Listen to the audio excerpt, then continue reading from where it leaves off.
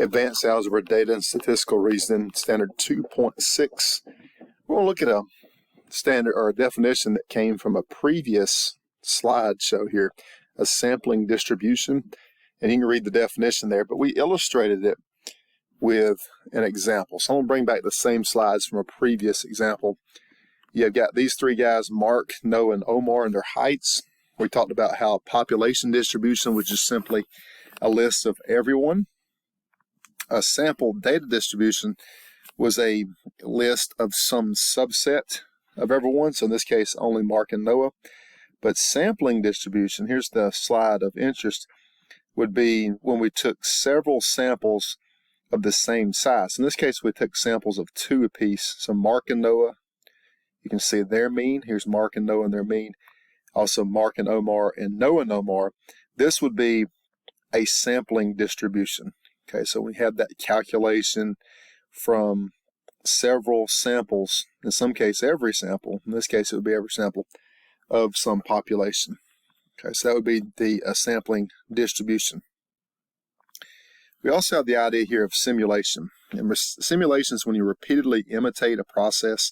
In statistics, simulation can model random events. So, for example, they do this a lot of times with polling for political reasons. They gather data on what % of people vote certain ways and their tendencies maybe to show up to the poll, and they simulate it. And they'll go through 1,000 situations when, let's play around with the percentages. Let's suppose this happens and that happens, and you get different outcomes, slightly different outcomes each time. And the percentage can be formed of, well, we think this candidate has a 70% chance of winning based on how many of those simulations went a certain way. We're going to illustrate this in Google Sheets here to try to bring some clarity to it. But simulations is when you repeatedly look at all the different things that can happen and then form some idea of the likelihood that it would happen in real life. Okay, so we're going to go out to Google Sheets here. So I'm going to go here and we're going to go sheets.new.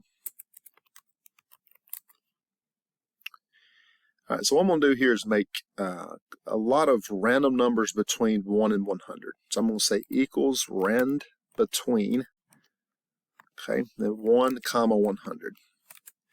Okay, it's going to generate a random number. I'm just going to copy and I'll make 3 columns full of numbers. Send this over full of numbers that are just random numbers between 1 and 100. Okay, so what we're doing is making simulations. What happens when you simulate taking the average of 3 numbers pulled from 1 through 100? So it can be any 3 numbers.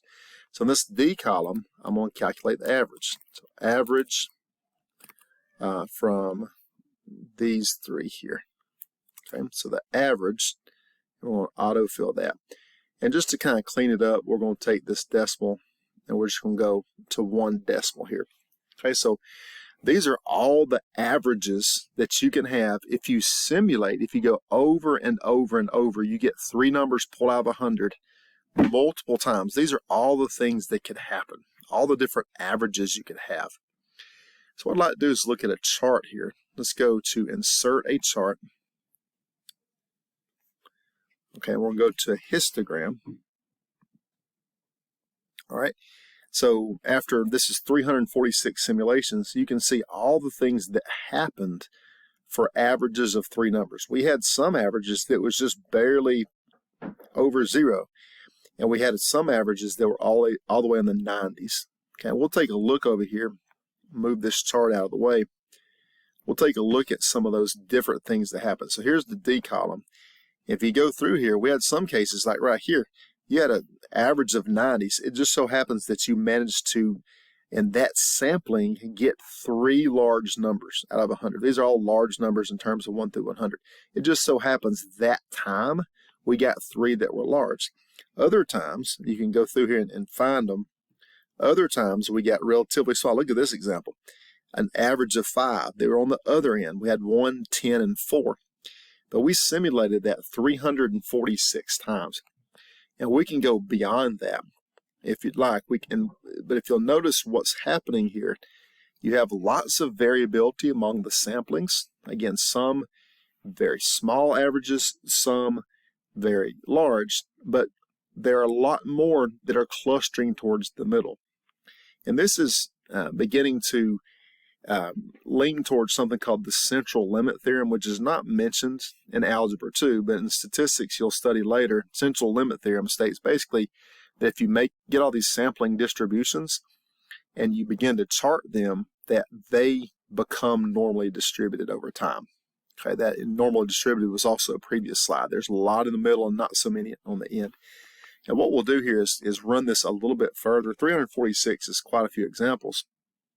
But if we extend that even further, then it will become even more normal. So we're way down here. And the idea again being many simulations shows lots of variability, but it tends to have that same normal look if you compare all the samples, all the simulations together. So I'm going way down here, close to 1,000. Here's more, and we'll look at our chart up here. And you can see now it's beginning to look even more normal. You get a little bit more representation and it's clustered in the middle, and you can see that normal shape. Of course, this is only 1,000. If we did 10,000 or 100,000, it would look even better. And the idea is the more you get, the more normal, the more bell-shaped it will get. Okay, so going back to our slideshow, here's the standard. It says to model sample-to-sample variability. So you saw how all those samples, we had a few that were really small. When we took the average of 3 out of 100, again, that's just our example. You could do this with anything, but we chose taking the average of 3 numbers randomly chosen from 100. We had a few samples that were really small. They were single digits. We had a few that were in the 90s, but we had many more that were in the 40s, 50s, 60s. But again, you could see there is definitely some variability when you take samples or one particular case happens. It can vary quite a bit if you rerun it. If you go through another simulation, you can get quite a different result. And you can see the rest centered in sampling distributions of a statistic using simulations taken from a given population. So hopefully that example gave some idea of what these things are.